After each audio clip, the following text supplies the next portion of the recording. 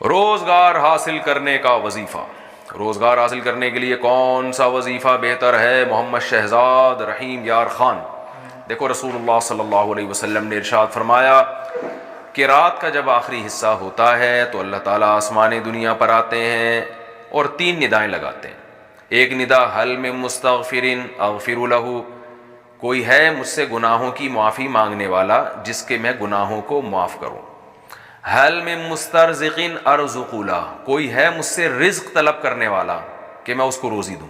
تو اس سے پتہ چلتا ہے کہ رات کے آخری حصے میں اگر آپ تہجد کے 2 رکعت پڑھ کے اللہ سے دعا مانگیں، اے اللہ مجھے کشادہ رزق حلال نصیب فرما، اور دعا کے ساتھ ساتھ کوشش بھی کریں. ایسا نہیں کہ دعا مانگ کے پھر فجر پڑھ کے پھر لمبے سو گئے، ظہر تک پڑھے سوتے رہے، پھر ظہر کے بعد اٹھے دیکھا کہ ابھی تو ٹائم ہے تو پھر دوبارہ کھانا کھا کے سو گئے، اور پھر آپ پھر رات کو تہجد میں اٹھ کے دعا مانگ رہے ہیں مجھے اللہ کشادہ رزق حلال نصیب فرما. تو یہ دعا کے ساتھ ایک قسم کا مذاق ہے. تو محنت کرنی پڑے گی آپ کو، رزق حلال کے جو ذرائع ہیں وسائل ہیں وہ بھرپور طریقے سے استعمال کریں.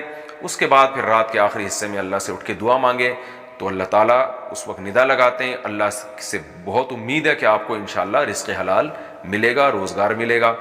اور باقی اس کے لیے اور بھی لوگ وظیفے بتاتے ہیں، تو یا رزاق پڑھ لیا کریں، اے روزی دینے والے. اس سے یا رزاق بھی ایک طرح کی دعا ہے، دن بھر چلتے پھرتے جتنا اللہ توفیق دے، یا رزاق یا رزاق، اس کا ورد کر لیا کریں.